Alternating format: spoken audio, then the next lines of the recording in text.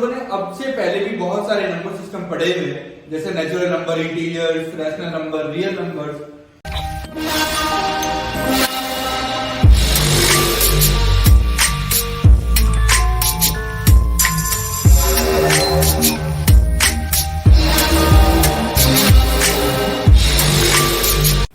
Class 11th में chapter 5 complex number के बारे में समझते हैं।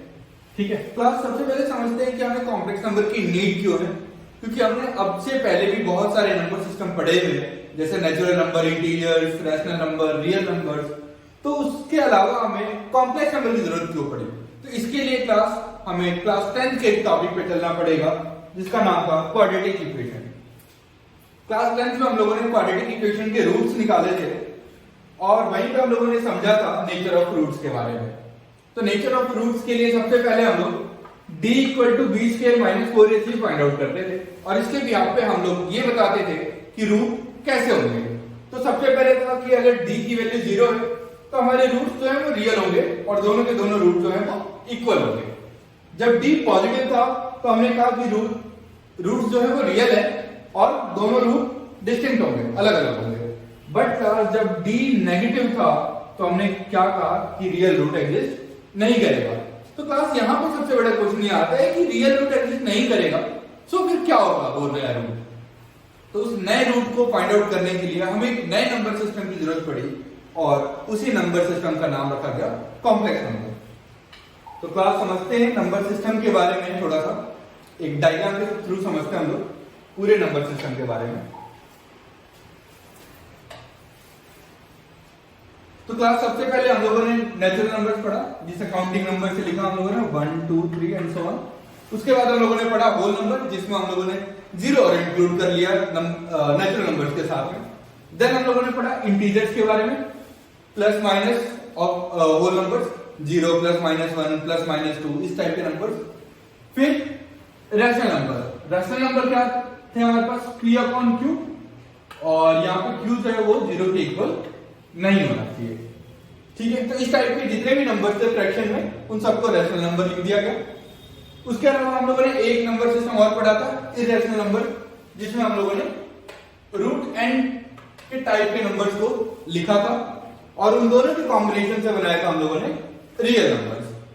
ठीक है, और इन सबको इंक्लूड करता है हमारा कॉम्प्लेक्स नंबर। तो क्लास आप समझते हैं कि कॉम्प्लेक्स नंबर आया कैसे, और बाय डेफिनेशन हम लोग समझते हैं उसकी इंपोर्टेंस को। सो एक क्वाड्रेटिक इक्वेशन लेते हैं क्लास हम लोग, x square plus 1 equal to 0, और इसके रूट्स हम लोग फाइंड आउट करते हैं। So x square equal to minus 1 और इस स्क्वायर को दूसरी तरफ ट्रांसफर करते हैं, तो plus minus square root of minus 1। तो क्लास यहां समझते हैं कि स्क्वायर रूट में आ गया हमारे पास एक नेगेटिव नंबर। क्लास जब भी हम लोगों ने समझा था क्लास 10th में, तो हम लोगों ने रूट के अंदर पॉजिटिव नंबर देखे थे, यहां पे आ गया हमारे पास नेगेटिव नंबर। तो इस टाइप के नंबर्स के लिए हमें एक नए नंबर सिस्टम की जरूरत पड़ी और इसी के लिए हमारे पास बनाना पड़ा हमें कॉम्प्लेक्स नंबर सिस्टम। इस रूट अंडर नेगेटिव माइनस 1 को नाम दिया गया आयोटा, रिप्रेजेंट करते हैं हम इसे आई से, रीडिंग रहेगी इसकी आयोटा। तो क्लास अब बाय डेफिनेशन समझते हैं कि जो कॉम्प्लेक्स नंबर है उसका फॉर्मेट कैसा है, वो कैसे लिखा जाएगा।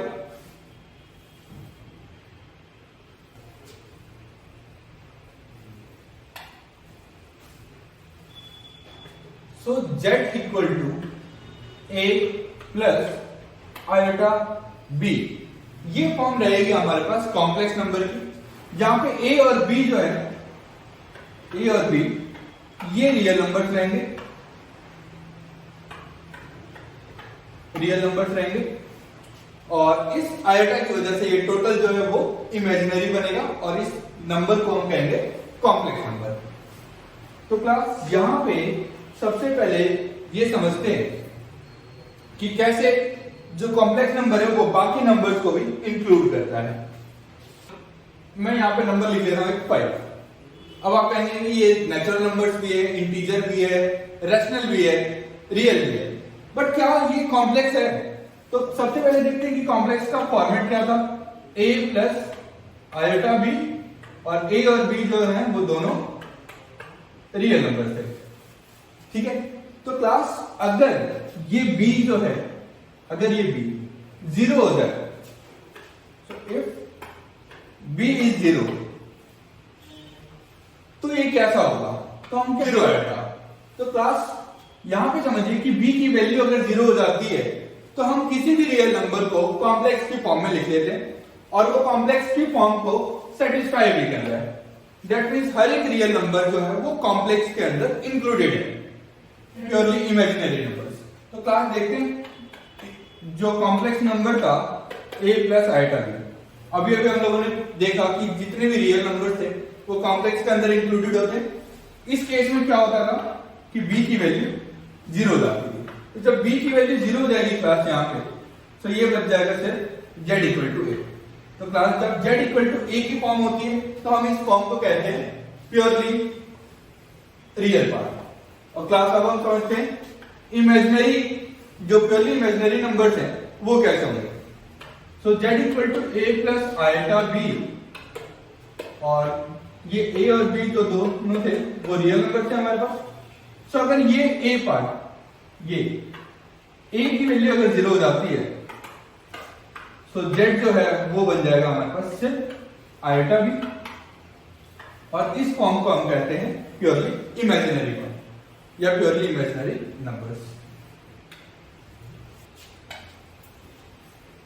तो क्लास नेक्स्ट टॉपिक है हमारे पास equality of two complex number. तो क्लास हम लोग समझते हैं कि दो कॉम्प्लेक्स नंबर को हम कैसे कहेंगे कि वो इक्वल है या नहीं। तो दो कॉम्प्लेक्स नंबर ले लेते हैं, एक ले लेते हैं z1 a1 plus iota b1, और एक दूसरा कॉम्प्लेक्स नंबर ले लेते हैं a2 प्लस आयोटा b। ये दो अलग अलग टाइप, दो अलग अलग हम लोगों ने कॉम्प्लेक्स नंबर ले लिया। तो क्लास z1 और z2 इक्वल कब होंगे, जब उन दोनों के रियल पार्ट और कॉम्प्लेक्स पार्ट कॉरेस्पॉन्डिंगली इक्वल होंगे। मतलब समझते हैं कि रियल पार्ट के साथ रियल पार्ट को जब कंपेयर करें हम तो वो इक्वल हो जाए, जो रियल पार्ट है वो इक्वल हो और जो कॉम्प्लेक्स पार्ट है ये भी इक्वल हो। दैट इज कि कोएफिशिएंट जो है वो दोनों आयोटा के, इसमें आयोटा का कोएफिशिएंट b1 और इसमें आयोटा का कोएफिशिएंट b2, ये अगर दोनों इक्वल हो जाए तो हम कहेंगे ये दोनों कॉम्प्लेक्स नंबर जो है वो इक्वल।